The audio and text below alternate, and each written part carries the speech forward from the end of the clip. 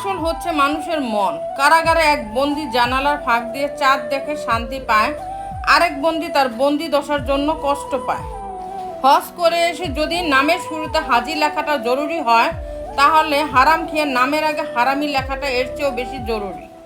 অনেক সম্পর্ক নষ্ট হবার কারণ হচ্ছে একজন সঠিকভাবে বলতে পারে না আর অপরজন সঠিকভাবে বুঝতে পারে না।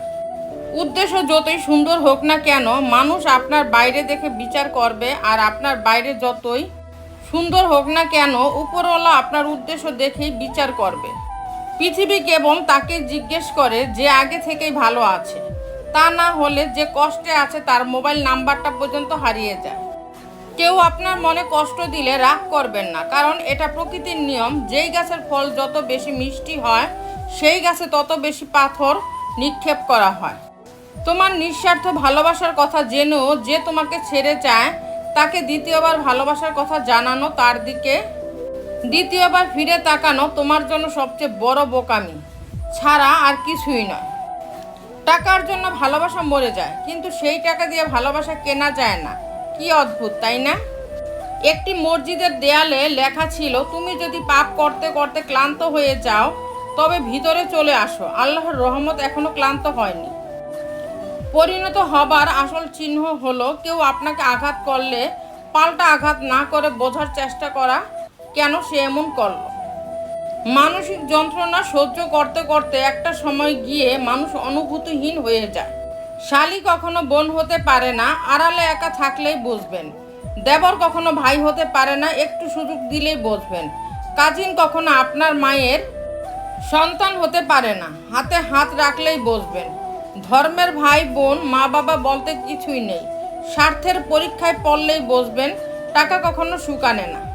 টাকাওয়ালা হলেই বুঝবেন মা বাবার মতো আপন কেউ হয় না। মা বাবা হারালেই বুঝবেন স্বামীর চেয়ে বয়ফ্রেন্ড কখনো উত্তম হয় না, স্ত্রীর চেয়ে গার্লফ্রেন্ড কখনো উত্তম হয় না। সময় হলেই বুঝবেন।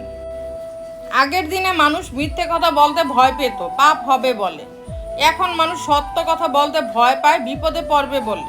মাত্র 60% মানুষ একা একা কথা বলতে এবং ওইসব ঘটনা কল্পনা করতে আসক্ত, যা তার সাথে কখনোই ঘটবে না।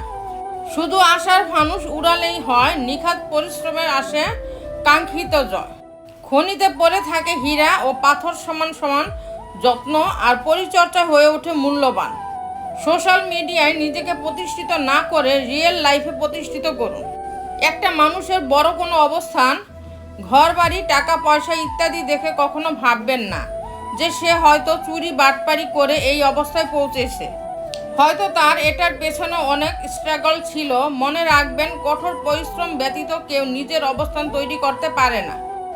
তো বন্ধুরা, ভিডিওটি যদি ভালো লেগে থাকে তাহলে ভিডিওটিতে একটি লাইক করে দিবেন, চ্যানেলটিকে সাবস্ক্রাইব করে পাশে থাকবেন।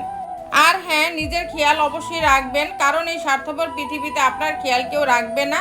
দেখা হচ্ছে পরের ভিডিওতে, ততক্ষণ সুস্থ থাকবেন, টেক কেয়ার।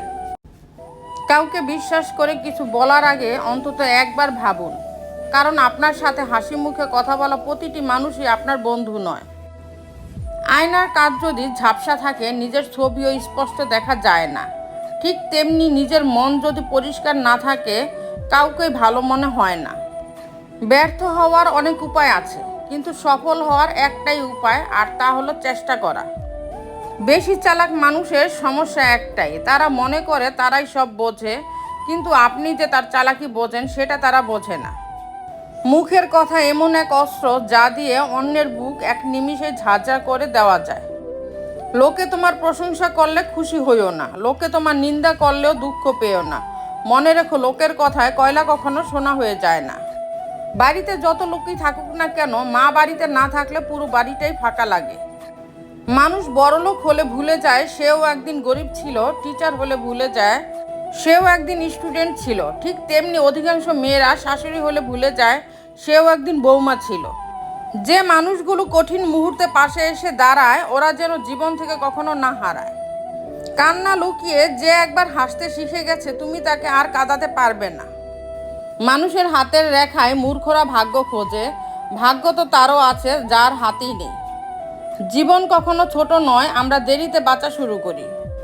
সম্পর্কের নাম থাকাটা জরুরি নয়, টান থাকাটা জরুরি।